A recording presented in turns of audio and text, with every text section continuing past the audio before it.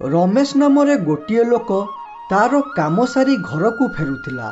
से फेरुथिबा बेले देखिला बाटरे गोटे टीवी पड़ी थाए।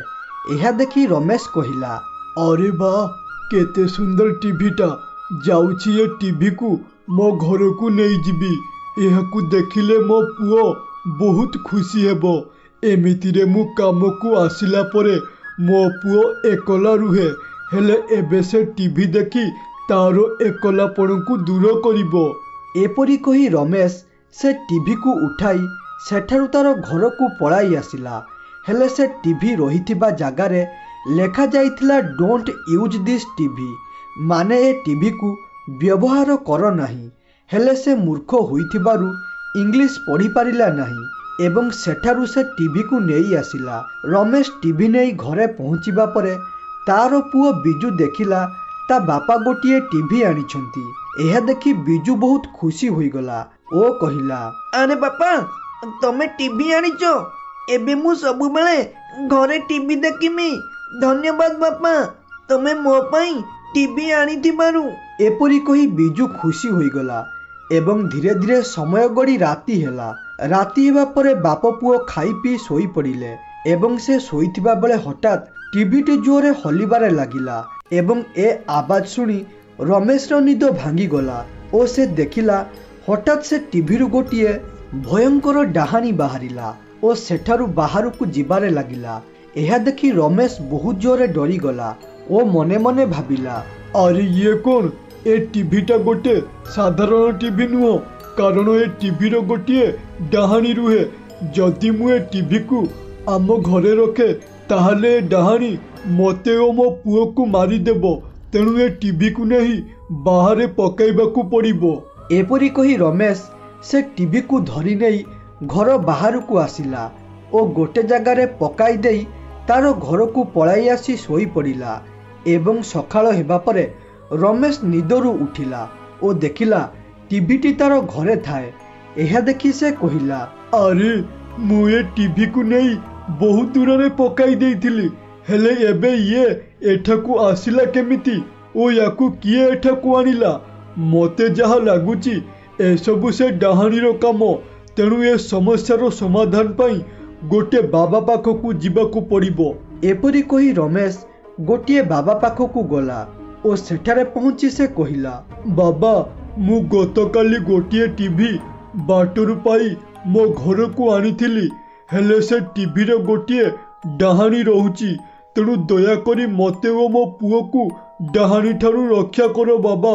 एपरी कही रमेश बाबा को नहीं तार घर को आसिला ओ घरे पहुंचीबा परे बाबा टीवी को देखी निजर आखि बुझिले ओ मने मने मंत्र पढ़िबारे लागिले। किछि समय मंत्र पढ़िबा परे से आखि खोली कहिले, अरे रमेश तू ए टीवी को आनी बहुत बड़ भूल करिदेलु, कारण ए टीवी रो गोटे भयंकर डाहानी रहुची जे कि प्रतिशोध निहारे जलुची। आजिठू 2 वर्ष पूर्वे राधिका नामरे गोटे झियो रातिरे घर को फेरुथिबा बेले हठात 2टी दुष्ट लोक देखिले। अबे अजय देख सेठी गोटे झियो जाउची, चल ताकू कमेंट मारिबा सह हैरान करिबा। मधु एपरी कहिबा परे 2 जण मिसी से झियो पाखकू गले। ए दृश्य से झियोटी देखि पारी जोरे दौड़ीबारे लागिला एवं तापरे ए 2 जण मध्य ताकू गोड़ाइले। झियोटी दौड़िला बेले हठात तार गोड़ खसीगला ओ रास्तारे पड़िथिबा गोटे टीवी रे तार मुंड पिटी होईगला, जहा फल तार सेठी मृत्यु होईगला। यह देखी से 2 जण सेठारे रहीगले ओ मधु कहिला, अबे सुरेश लागुची ए झियोटा बोधे मरीगला, तेणु चल एठारु शीघ्र पळाइबा, नहले आमे पुलिस केस रे फसी जिबा। मधु एपरी कहिबा परे से 2 जण सेठारु पळाइले एवं किछि समय बीतिबा परे हठात से झियोटी गोटिए भयंकर डाहानी रे परिणत होईगला ओ कहिला, अरे हे मूर्ख लोक, मु तो निरीह झियोटे, मु मो बाटरे जाउथिले, हेले तुमे 2 जण मते मारिदेलो, एबे तुमे भी मरिबा पाई प्रस्तुत होई जाओ। एपरी कही डाहानी मधु और सुरेश को खोजिबारे लागिला। खोजी खोजी जाई ता पर दिन सकाळे तांको 2 जण को पाई गला ओ कहिला, तुमे 2 जण मते ମାରିଥିଲ ନାଇଁ, ଏବେ ମୋ ହାତରୁ ମରିବା ପାଇଁ ପ୍ରସ୍ତୁତ ହୋଇଯାଅ। ହଇରେ ଡାହାଣୀ, ତୁ ଆମ ଦୁଇ ଜଣଙ୍କୁ ମୂର୍ଖ ଭାବିଲୁ ନା କ'ଣ? ଆମେ ଜାଣିଥିଲୁ ତୁ ଗୋଟେ ଡାହାଣୀ ହୋଇ ପ୍ରତିଶୋଧ ନେବା ପାଇଁ ଆମ ପାଖକୁ ଆସିବୁ, ତେଣୁ ତତେ ବନ୍ଦିନ କରିବା ପାଇଁ ଆମେ ଗୋଟିଏ ଗୁଣିଆକୁ ସାଥିରେ ନେଇ ଆସିଛୁ। ଏ ଗୁଣିଆ ଭାଇ, ଏଠାକୁ ଆସ। ସୁରେଶ ଏତିକି କହିବା ପରେ ହଠାତ୍ ଗୁଣିଆ ସେଠାକୁ ଆସିଲା ଓ ନିଜର ଶକ୍ତି ମାଧ୍ୟମରେ ଡାହାଣୀକୁ ସେଇ ଟିଭିରେ ବନ୍ଦିନ କରିଦେଲା, ଯେଉଁ ଟିଭିରେ ସେ ମରିଥିଲା।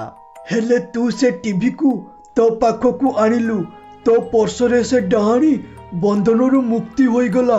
ଏବେ ସେ ତାର ପ୍ରତିଶୋଧ ପୂରଣ କଲା ପରେ ହିଁ ଯାଇ ତୋ ଘରୁ ଯିବ। ଏହାକୁ ଶୁଣି ରମେଶ ସବୁ କଥା ଗୋଟି ଗୋଟି କରି ବୁଝିଗଲା ଏବଂ ଏ ପାଖରେ ଡାହାଣୀ ନିଜର ପ୍ରତିଶୋଧ ପୂରଣ କରିବା ପାଇଁ ମଧୁ ଓ ସୁରେଶକୁ ଖୋଜିବାରେ ଲାଗିଲା। ଖୋଜି ଖୋଜି ଡାହାଣୀ ଦେଖିଲା ମଧୁ ଗୋଟେ ଜାଗାରେ ଥାଏ। ଏହା ଦେଖି ସେଠାରେ ପହଞ୍ଚି କହିଲା, ଆରେ ଏ ମଧୁ, ସେଥରେ ମତେ ମାରିବା ସହ ଗୁଣିଆ ଡାକି ବନ୍ଦିନ କରିଥିଲୁ। ଏବେ କ'ଣ କରିବୁ କହ? କେମିତି ମୋ ହାତରୁ ବଞ୍ଚିବୁ କହ? ମୁଁ 2 ବର୍ଷ ହେବ ମୋ ପ୍ରତିଶୋଧ ପୂରଣ କରିବା ପାଇଁ ଅପେକ୍ଷାରେ ଥିଲେ। ଏବେ ମରିବା ପାଇଁ ପ୍ରସ୍ତୁତ ହୋଇଯା। ଡାହାଣୀ ନାନୀ, ଦୟାକରି ମତେ କ୍ଷମା କରିଦେ। ମୁଁ ତତେ ମାରିଥିବାରୁ ମତେ କ୍ଷମା କରିଦେ। ମତେ ଛାଡ଼ିଦେ। ମୁଁ ଏମିତିକା ଭୁଲ ଆଉ କେବେ ବି ମୋ ଜୀବନରେ କରିବି ନାହିଁ। ହେଲେ ଡାହାଣୀ ଜମା ବି କିଛି ଶୁଣିଲା ନାହିଁ ଏବଂ ସେଇଠାରେ ମଧୁକୁ ମାରିଦେଲା ଓ କହିଲା, ଏବେ ମୋ ହାତରୁ ଜଣେ ମରିଲା, ଏବେ ଖାଲି ସୁରେଶ ବାକି ରହିଲା। ଏ ସୁରେଶ, ତୁ ମରିବା ପାଇଁ ପ୍ରସ୍ତୁତ ରହ। ହେଲେ ଏସବୁ ଦୃଶ୍ୟ ସୁରେଶ ଲୁଚିକି ଦେଖୁଥିଲା ଓ ସେ ଧୀରେ ଧୀରେ କହିଲା, ଆରେ ବାପରେ, ଏ ଡାହାଣୀ ପୁଣି ଥରେ ପ୍ରତିଶୋଧ ନେବାକୁ ଆସିଗଲା। ଇଏ ତ ମୋ ସାଙ୍ଗକୁ ମାରିଦେଲା। ଲାଗୁଛି ଏବେ ମୋ ପାଳି, ତେଣୁ ମତେ ପୁଣି ଥରେ ସେ ଗୁଣିଆ ପାଖକୁ ଯିବାକୁ ପଡ଼ିବ। ସୁରେଶ ଏପରି କହି ଗୁଣିଆ ପାଖକୁ ଗଲା ଏବଂ ସେଠାରେ ପହଞ୍ଚି ଯାହା ବି କିଛି ସେ ଦେଖିଥିଲା ସବୁ କଥା ଗୋଟି ଗୋଟି କରି କହିଲା। ଏହା ଶୁଣି ଗୁଣିଆ କହିଲା, ସୁରେଶ, ତୁ ଜମା ବି ଚିନ୍ତା କରନା। ଆମେ ପୂର୍ବଥର ପରି ସେ ଡାହାଣୀକୁ ବନ୍ଦିନ କରିଦେବା, ନହେଲେ ତାକୁ ଜୀବନରୁ ମାରିଦେବା। ଗୁଣିଆ ଏତିକି କହିଛି କି ନାହିଁ, ହଠାତ୍ ଡାହାଣୀ ସେଠାରେ ପ୍ରକଟ ହେଲା ଓ କହିଲା, ଆରେ ବା, ମୁଁ କେବଳ 2 ଜଣଙ୍କୁ ମାରିବା ପାଇଁ ଆସିଥିଲେ, ହେଲେ ଏବେ ଆଉ ଜଣେ ମିଳିଗଲା। ଏବେ ତୁମେ 2 ଜଣ ମରିବା ପାଇଁ ପ୍ରସ୍ତୁତ ହୋଇଯାଅ। ଡାହାଣୀ 2 ବର୍ଷ ହେବ ଟିଭି ଭିତରେ ରହି ବହୁତ ଶକ୍ତିଶାଳୀ ହୋଇଯାଇଥିଲା, ତେଣୁ ସେଇଠାରେ ଗୁଣିଆ ଓ ସୁରେଶକୁ ମାରିଦେଲା ଓ ତାପରେ ରମେଶ ଘରେ ଥିବା ଟିଭି ଆପେ ଆପେ ଜଳି ନଷ୍ଟ ହୋଇଗଲା।